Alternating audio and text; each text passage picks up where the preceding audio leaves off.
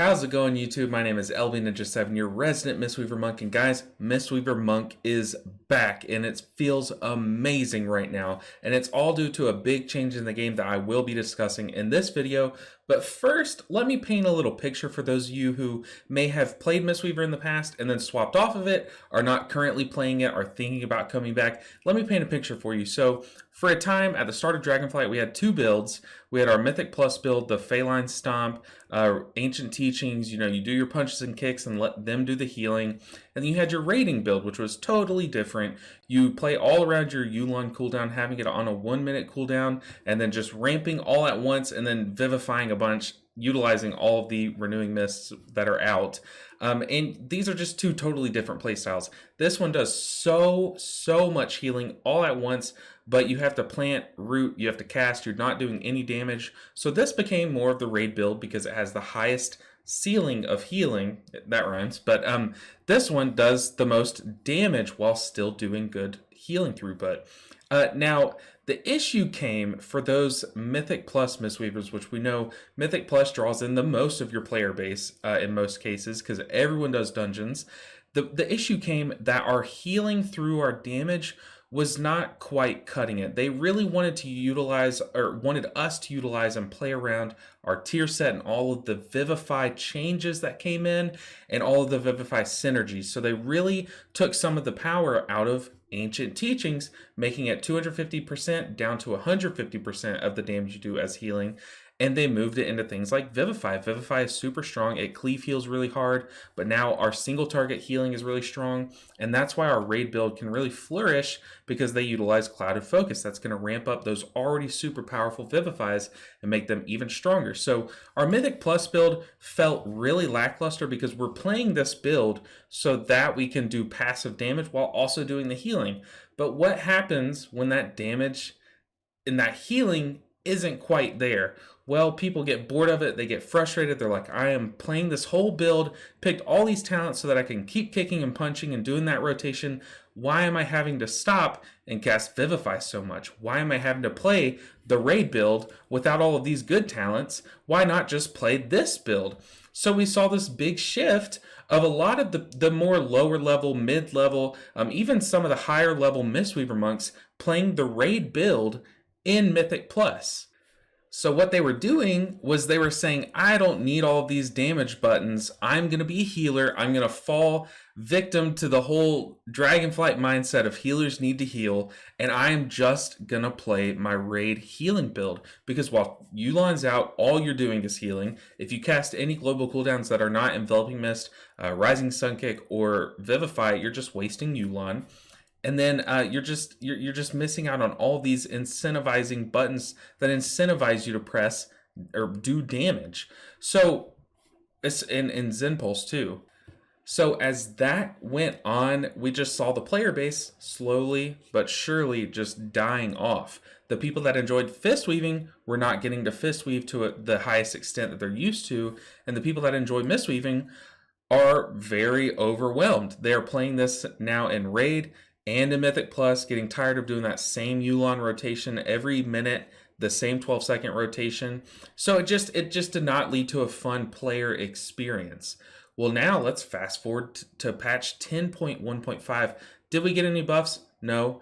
Did Augmentation Evoker kind of erupt the game? Absolutely. Now, Augmentation Evoker, I've been wanting to make some videos on it because I, for one, have been enjoying playing it, but two, it has made the game as a whole, as every other class, more enjoyable. So what does Augmentation Evoker do?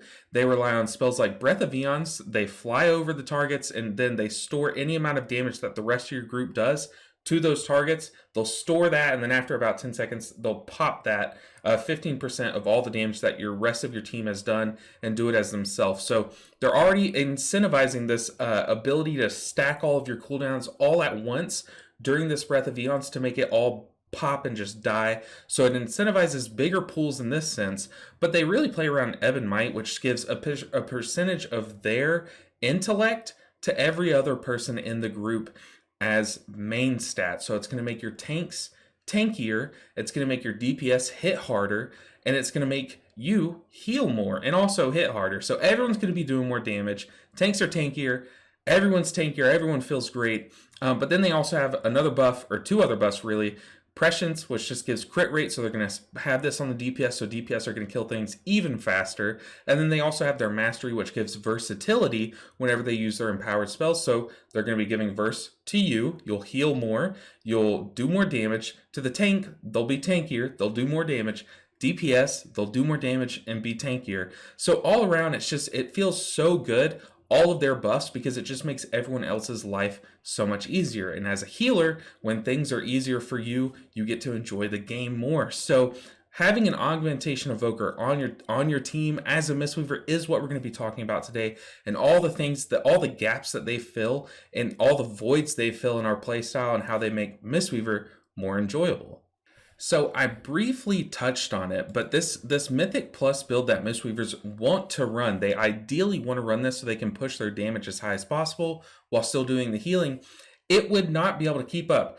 Say the damage patterns are going at this rate, and your healing would kind of go like this. So they would be like right under it, and as time goes on, as a pool goes on, you would just slowly start to drift apart and you would fall behind. The damage would become too much for your DPS rotation to handle, and you would have to stop and spam Vivifies to catch back up to that line. I hope that my hands are in the frame, but hopefully that's easy to understand. But you would just fall behind if you only did damage. Now let's fast forward. Now our damage is higher, our healing is higher. How so? Because Ancient Teachings multiplies off of our damage. So does Ancient Concordance. Well, I'm sorry, I read the wrong thing. Awakened Phalanx. Awakened Phalanx and Ancient Teachings multiply off of our damage and convert that to healing. So now we're going to have more main stat doing more damage. We're going to have more versatility doing more damage. And in some cases, very rare cases, we'll have more crit doing more damage. So now all of a sudden, this 150% Ancient Teachings, it feels like more. It feels like we're getting that 10% buff, or whatever the percentage buff of their intellect is coming to us. It feels like we got that buff in our Ancient Teachings back. So now we're catching back up. We can keep pace with the damage a little bit more often and get more DPS spells out in that short amount of time. Now let's also talk about the other strength of Augmentation Evoker, and that is stacking cooldowns. You'll notice Ebon Might is on a 30-second cooldown. Well, what does that go into?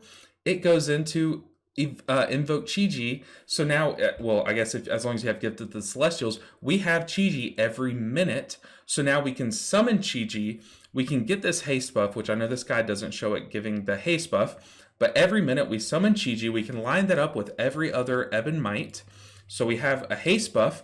We will line that up with our Neltharian's Lair, Call to Dominance. If you are lucky enough to have this, it reads weird, but how it works is whenever you summon your Celestial, so Chi-Ji in this case, you will get just a big primary stat, so intellect buff. So you're going to be buffing yourself huge with both of these by just pressing Chi-Ji every minute.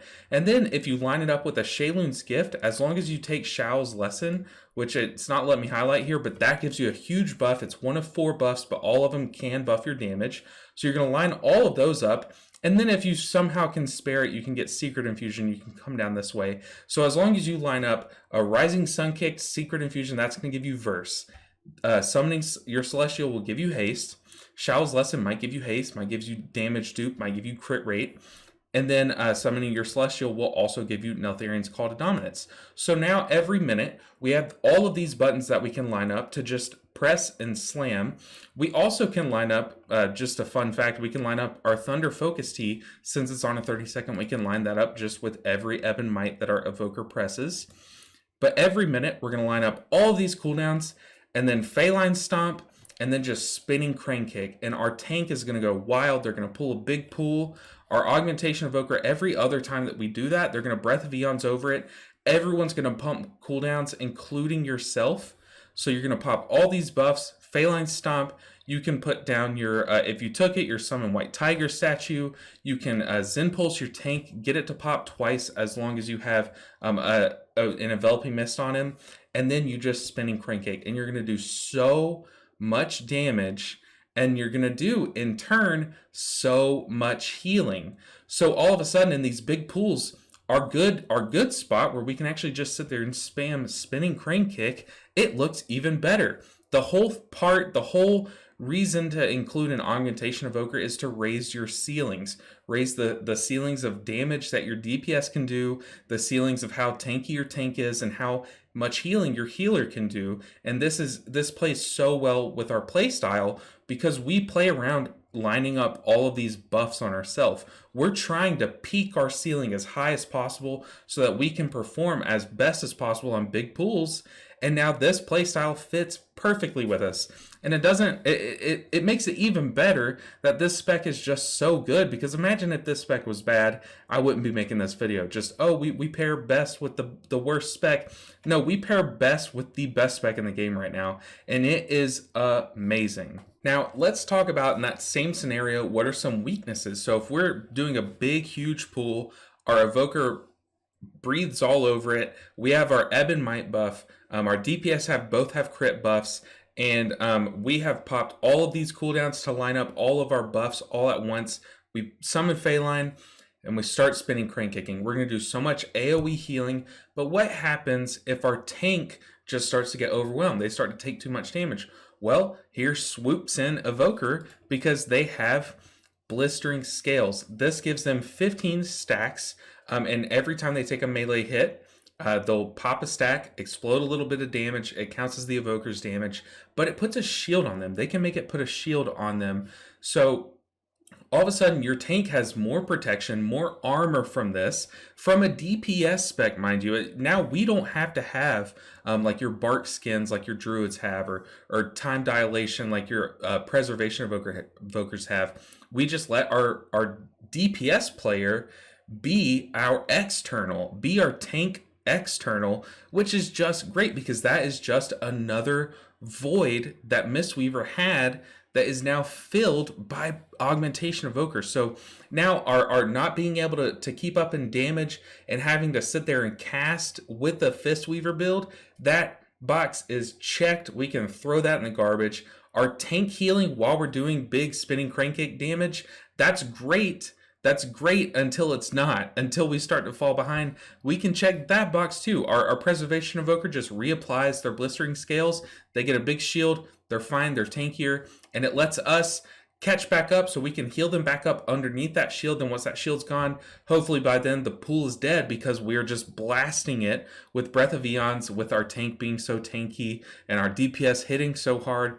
It's just great. So now, guys, I'm going to take this time to show you guys some clips, or I'm going to have them playing throughout the video. But while these clips play, I just want you to focus on the DPS that we were able to hit. I mean, to me, it's been record numbers. I've seen so much DPS ever since we've had Augmentation Evokers in the game. But I do also want to talk about some of their healing. I mean, they're support. They're not a true DPS. They're a support class. So they're kind of supposed to be the hybrid between a healer or an off healer and a DPS spec. And they have done that so well because they bring Verdant Embrace. Obviously, every Evoker spec brings that. They bring their little Life Plume, which is just great. But it's just the fact that they bring those alongside a tank external and just so much utility. It all adds up. It really does. And it's added up to me having so much more fun pushing keys this season. Now, you're going to be seeing some clips from a Brackenhide Hollow where we pump insane damage numbers. And guys, you're going to want to hit subscribe. I hate to promote myself like this, but I'm actually going to be posting that key tomorrow, and I really want you guys to see it. It's a really good one. Super clean, super huge damage numbers from us, from the whole group. It was just a great key, so I have to post it, but I can't post two videos that are similar in the same day. I'm also going to be posting a Paladin video or later today, but Mistweaver is back. It feels great. Now, I do want to kind of play devil's advocate here because I've been hyping up Mistweaver and hyping up the synergies that we have with Augmentation Evoker. And I want to play devil's advocate because obviously I know some of you guys have probably already typed it in the comments.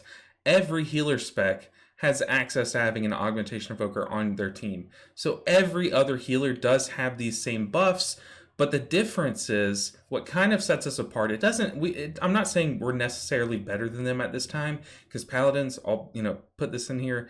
Paladins are ridiculous right now. But our voids, our weaknesses are the strength of Augmentation Evoker. So we do kind of mesh together just like that. So it feels great. It honestly feels great to play Mistweaver again. If you guys have taken a break from it, or just have set it aside and thought you weren't going to play it again, I highly encourage you to play it again. I guess I can encourage you to be a little picky at first, get some Augmentation Evokers in your groups just to open the door again and get you guys back in, because it is so much fun, and I highly, highly recommend it now more than ever, even more than in Sanctum of Domination when I was having the most fun on Mistweaver. I think now is the time, because it is just amazing. I'll go ahead and swap back to this so we can see some familiar spells here, but Zen Pulse, Blast. I mean, it's just uncapped AoE, just does so much damage.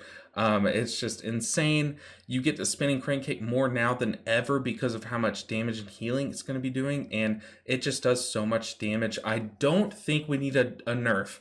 I don't at all. If anything, we need another buff, but that's just for the developers here watching. But yeah, I hope you guys have enjoyed this video. Like I said, the other healers get the same buffs, but I think we do kind of utilize it just a little bit better. It kind of brings us back up more in line with some of the other healers. But yeah, they still have access to Augmentation too. And you guys can probably trash me in the comments for even calling this like a buff to Mistweaver. I think it is. I really do think it is a buff to Mistweaver. So thank you guys so much for watching. If you're still watching at this point in time, I really appreciate it. I hope you enjoyed the video and all these clips, and I hope you're excited to see that Dragonflight Hollow, because it was a sick key. It was my favorite key I've done this whole season and all of season 1, maybe barring some Algathar Academies. I do miss that dungeon. But that's going to do it for this video. I appreciate your time, and I hope that you guys give Mistweaver another try, or if you're still playing it, let us know down in the comments. Hype it up. Just tell everyone else how much fun you're having, especially now. I would really appreciate that, and I think the Mistweaver community could also appreciate that, because the perception, it just doesn't make sense to me. If I were to have started playing WoW today and picked up every class all at once, Mistweaver would be my favorite. It is just the most fun. So I hope that you guys see that as well. Once again, that's going to do it for this video. I'll go ahead and shut up. I can ramble all day about how fun it is. But I will see you guys in the next video. Take care.